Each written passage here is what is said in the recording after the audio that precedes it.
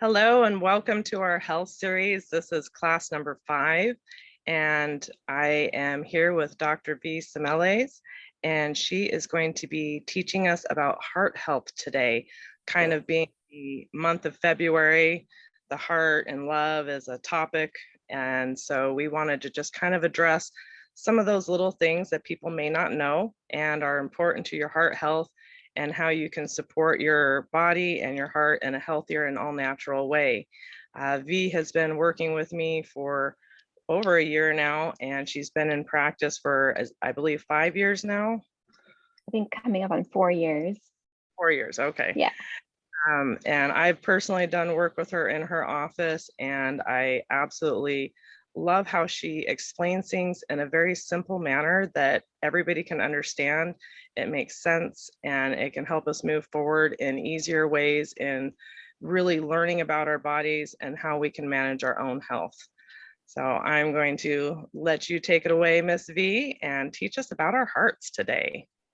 All right, wonderful. Hi, everyone. This is Dr. V. Thank you, Celeste, for that warm welcome. I'm going to share this slideshow with y'all. Okay, like Celeste said, we are really focusing on the heart this month, with February being, Heart Health Month, and also Valentine's Day. So the heart is just forefront of what we've been thinking about this month. I'm Dr. V, pronounced like the letter.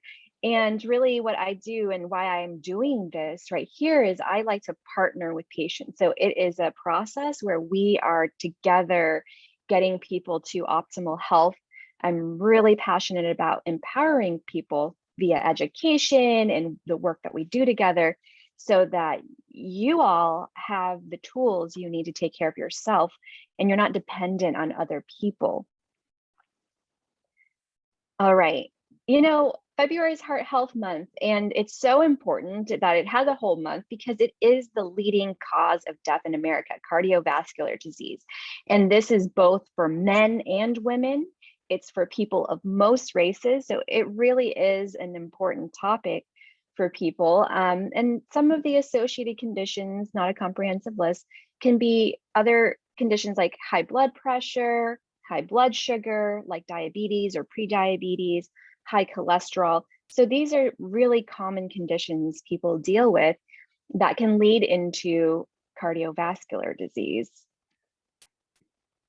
And some of the things that might be present that can lead to health disease are things like poor nutrition, excessive salt, sugar, processed foods, unhealthy fats, improper lifestyle, either a lack of exercise, you're sitting around all day, or even over exercising can be too stressful on your heart. Lack of sleep is a really big one that people don't talk about, but that causes a lot of stress on our body and especially on our cardiovascular system. Toxins, and this I'm talking about, cigarette smoking, alcohol use, drugs, both pharmaceutical and recreational drugs can be toxic, and even just environmental factors. You're exposed to mold, you're exposed to unhealthy air, whatever. Any of these toxins can stress out your heart. Like we talked about before, existing diseases.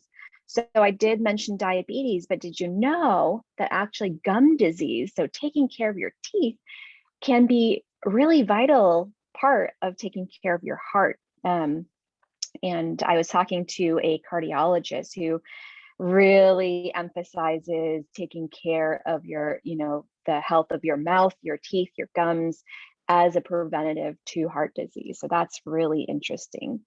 And then just general, what we call stress in day-to-day life, like your work, relationships, whether it's with your family members, your friends, romantic relationships, or even your relationship with yourself. So how you think about yourself, your self-esteem, the emotions that you're working through, all of that can be stressful to your cardiovascular system. So I just kind of put that all under the umbrella of stress. And I just wanted to do a little quick physiology run through here. But when we think of these stressors we just talked about, the thing that happens, whether it is emotional stress or whether it's actually a physical or biochemical stress, what it does is our body starts producing these signals to try to deal with it, right? It can be things like cortisol, which is our stress hormone. It can be adrenaline, that rush. And we all felt it. What happens when those signals are released is then our heart rate changes, maybe our breathing changes, maybe we get a tightness in our chest or muscles start tensing up. But then on the cellular level, we're also seeing changes in our immune system, either increasing inflammation or decreasing the ability of our immune system to actually respond to what's going on. Our blood sugar gets changed. Our body starts thinking, okay, we need to release more sugar because we might have to run away from something or fight something. So it really changes a lot of these different systems. And when this happens over time, it can cause some damage, just regularly. If you think like, for instance, with a car, if you're like revving the engine a lot, it can cause wear and tear. And that's the same thing that happens with our body. If we put ourselves under a lot of stress, wear and tear starts happening. And luckily with our system, it is a self-repairing system. However, we do need to give it the proper nutrients, the time to repair. And that's where we come across a lot of obstacles, right? Maybe we're not giving ourselves the right things so that our body can do what it needs to do. So, usually in these classes, the population I'm talking to are pretty healthy people. Most of you know how to take care of yourself.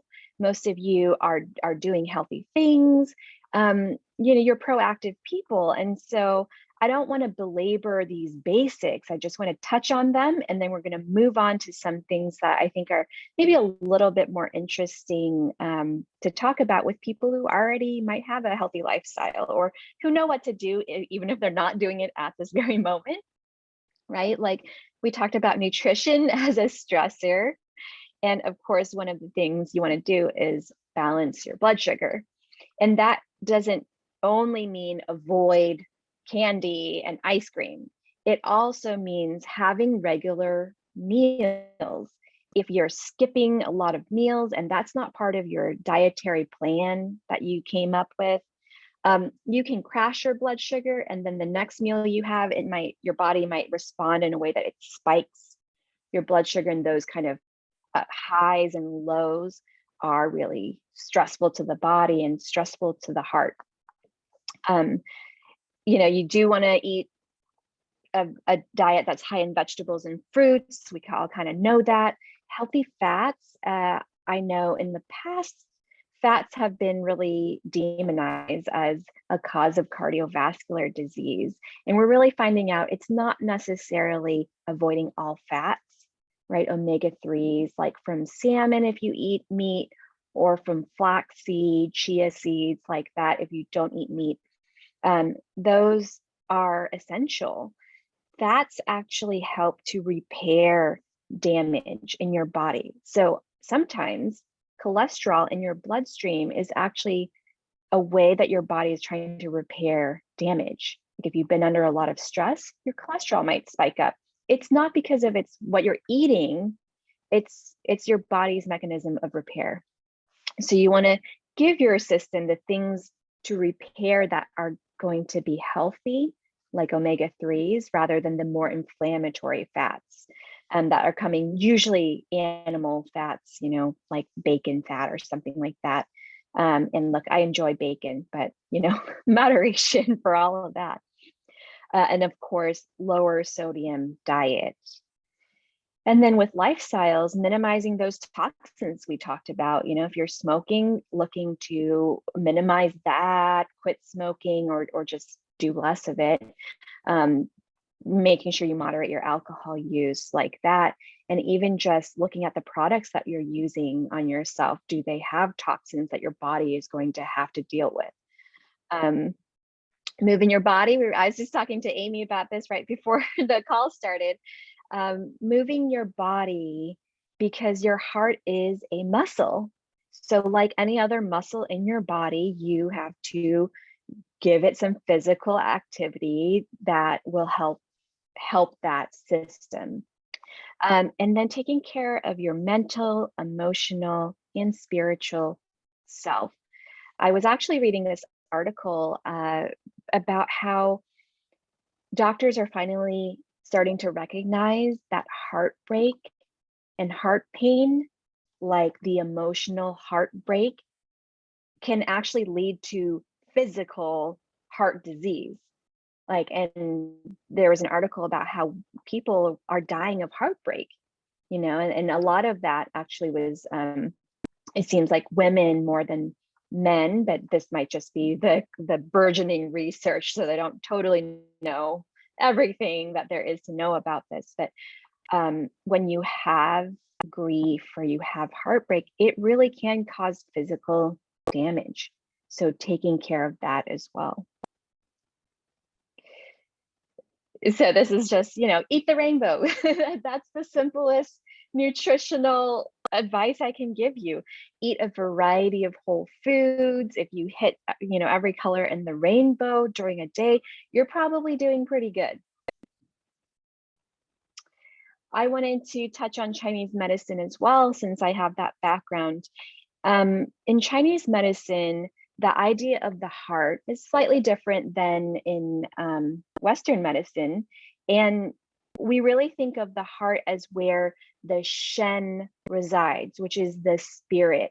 It's that light in your eyes. It's the thing that really moves you and inspires you. It's associated with the emotion of joy. And in Chinese medicine, these different organs are also represented by animals, and the heart is represented by the horse. And if you think about it, if you've ever seen a horse, if you ever interacted with horses, like, they are just these big hearted creatures, very sensitive and intuitive. If you've ever seen a horse just like run joyfully around, it's just like that powerful, passionate, free, like that. So when we're talking about heart health, I think it's so important to talk about joy and inspiration and passion. So that's what the rest of this presentation is going to focus more on, because we have all that information about nutrition, right? Like, we've been told over and over and over again about like healthy diet, like fruits and vegetables. It's kind of obvious, but we might not talk about joy and what brings us joy and how do we cultivate joy. So, I often ask people, when was the last time you experienced joy? In our culture, it's so almost celebrated to be stressed. Like, it's almost a badge of honor to be burdened and stressed out all the time. Like, you're not an adult if you're not stressed out about something, right? And especially in the last 2-3 years with the pandemic, it's been a hard time for everybody. And when I ask, like, when was the last time you experienced joy? People can have a hard time answering that. So we want to talk about, how do you then create your own joy, even if the circumstances around you may not be the most conducive to you feeling joy. So we're going to go over a couple of ideas here, creating your own joy. So visualizing, the mentality around joy, the physicality of joy, being with nature, and then community. So visualization, you don't have to, the circumstances around you can be whatever they are, but if you start visualizing, like, that mental aspect is so powerful. Your brain creates your world. Your brain creates your experience.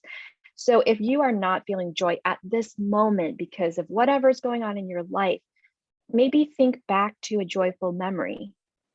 And when you can really think of that and put yourself in that situation as if you're experiencing it right now, your brain starts releasing the chemicals for joy.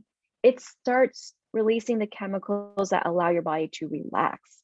So it's not just like some woo-woo exercise. There is a lot of science behind visualization as a powerful tool to actually experiencing what we want to experience.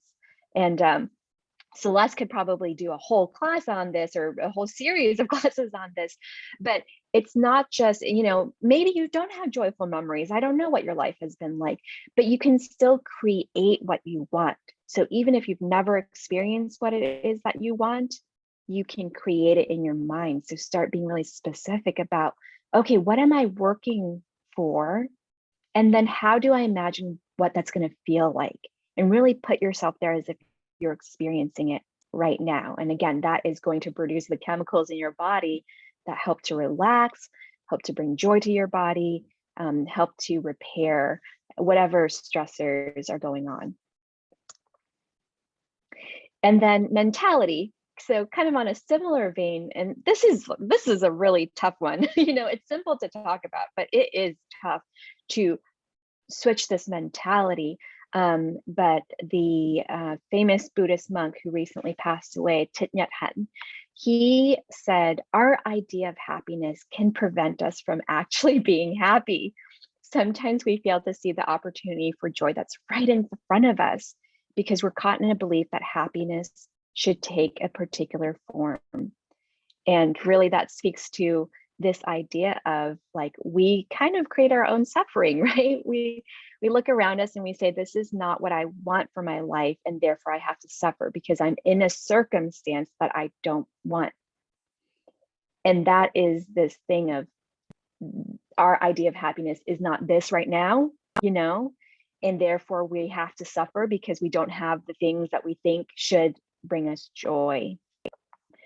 But it really is a miracle to be alive every day. And even if there's a lot of stressors in your life, there are still things that you can find joy in. Maybe it's like the cup of coffee in the morning, ooh, that's that delicious smell of coffee, or it's like today is sunny and it's not always sunny around here, like, oh, I can find joy in that. So it's really trying to get out of the mindset of like, life has to look a certain way before I feel happiness, before I feel joy. Like, you can create it, you have that power. And then if none of that works, this is actually a lot easier. Physical joy.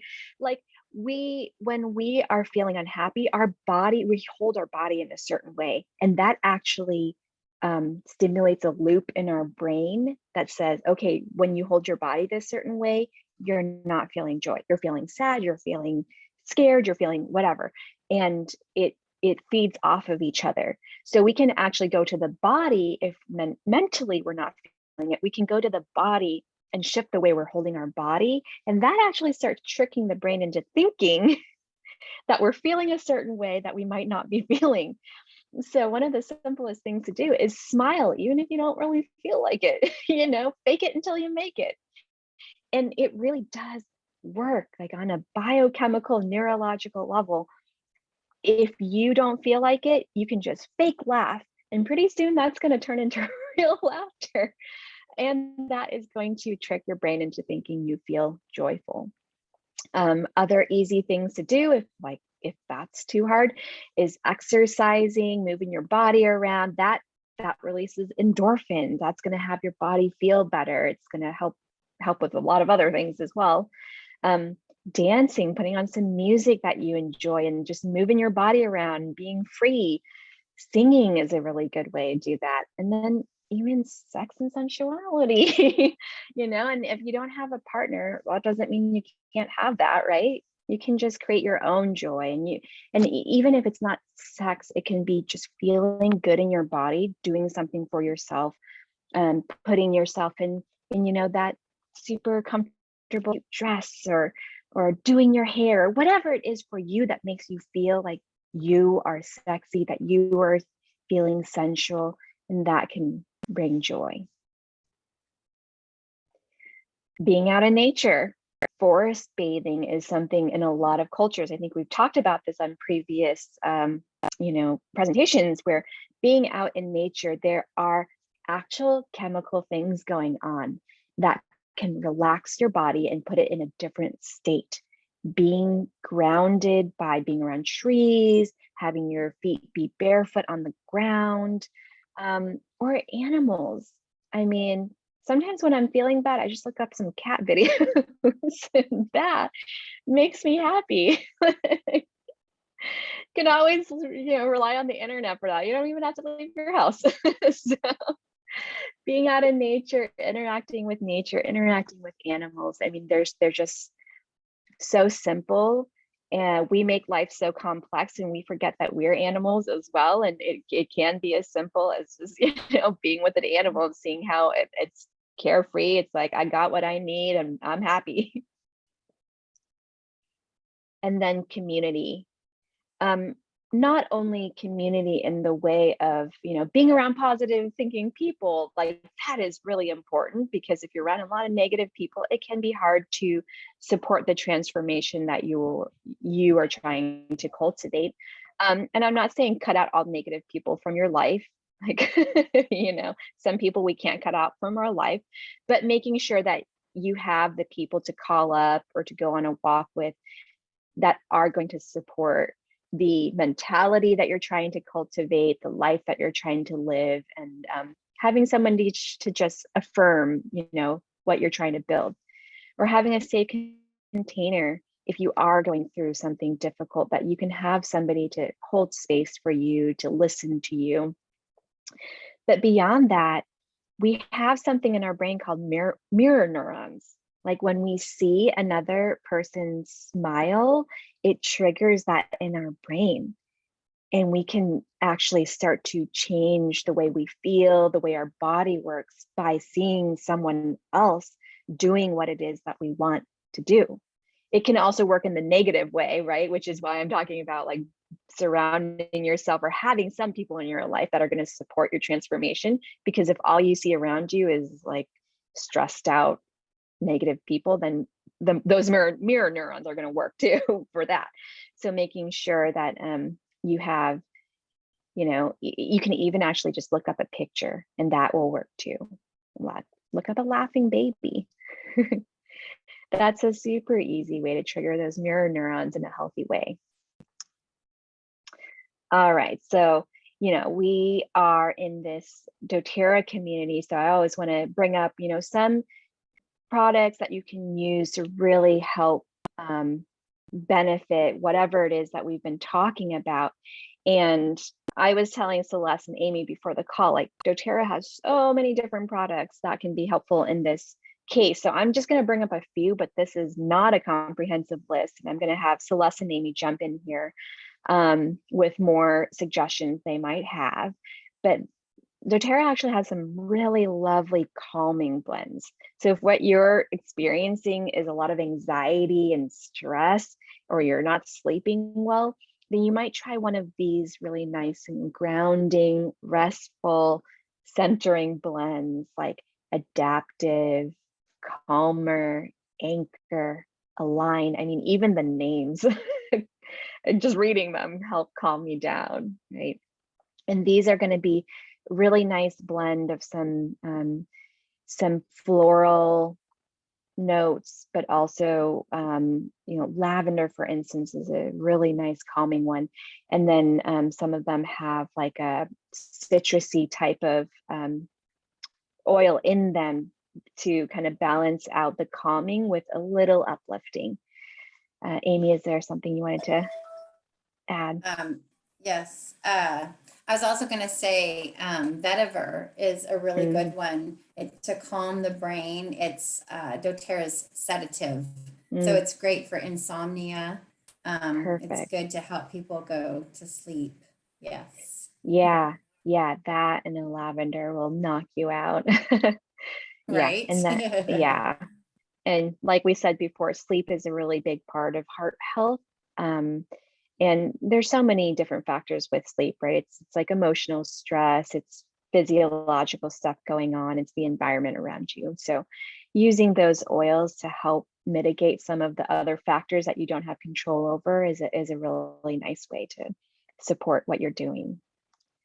And then some of the blends for uplifting, if it's just like, hey, I'm just feeling blah, it's the middle of winter, around the Northwest, it's pretty gray and rainy. So I just need a blend that's going to bring some sunshine into my life. These are some really nice ones right here. The Motivate, Cheer, Arise, or Passion. If you're like, hey, I'm pretty good, but I just need that extra little boost. Passion, I think, has maybe a cinnamon or something like that, and it like just some of that spicier smells that really help to calm the heart and then get it going. Any other suggestions from you ladies? One that always comes to mind for me whenever I think of the heart is rose. Rose is extremely supportive just in the category of love in general, and the Yes. heart, it's something that I've used for people that have recently had a stroke or a seizure. Yeah. Been very supportive to help them come back aware when they're, not really coherent at the time. And I always love frankincense, the father oil, of course. So, that's supportive for the entire body. But all the blends that you have picked are fabulous because, of course, citrus, anything in the citrus family is going to be uplifting. And all the blends, the adaptive and anchor, I use those regularly. I love them, just especially living in California, dealing with traffic sometimes. I keep the adaptive really close at hand, Yeah, it really helps us too. And smell is really closely related to the part of our brain that processes emotions, especially like anger and fear and things like that.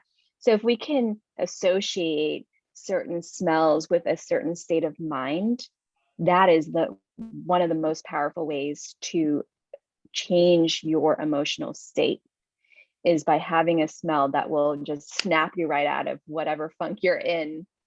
And every time you go back to that smell, it's that really strong anchor for, okay, shift emotional states, whatever emotional state I was in, we are not doing that anymore. We are in a different state now because I smell this and I associate this with the memory of feeling a certain way. Absolutely. And that's why I really love oils.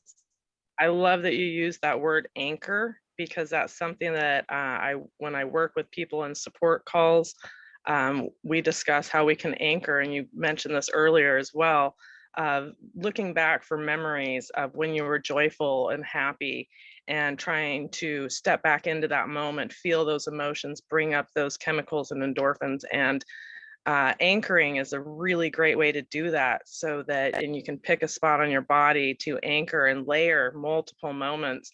And one girl that I'm working with that has been through extreme trauma, when I'm with her and we'll have a joyful moment, maybe we're singing or dancing or whatever it is that moment, and I'll see her grab her spot. She's chosen a spot on her ear, and she'll look at me with this big grin and she'll start pinching her ear, and she's like, this moment, programming it in.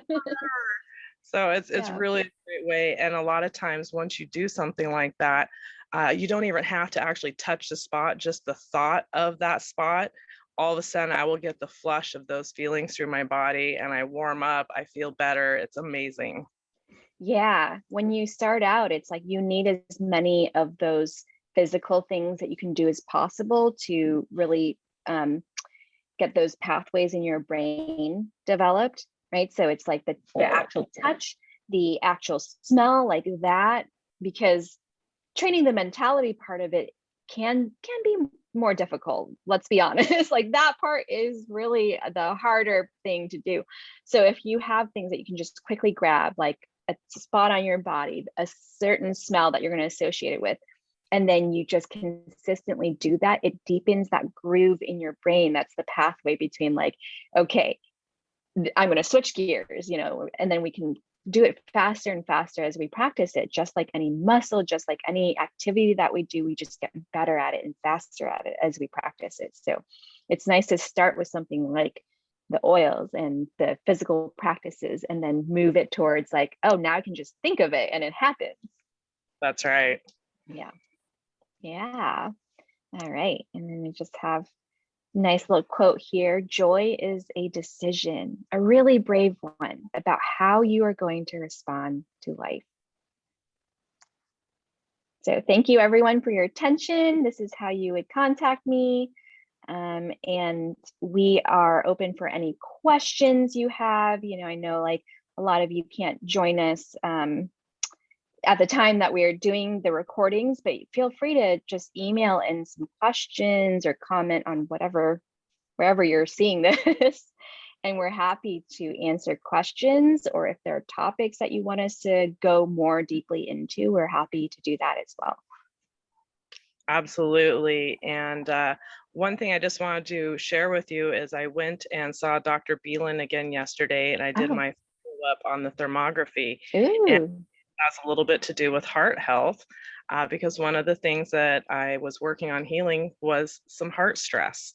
And I am proud to say that the thermography report came back with a clear and healthy heart. So the nice work. Successful.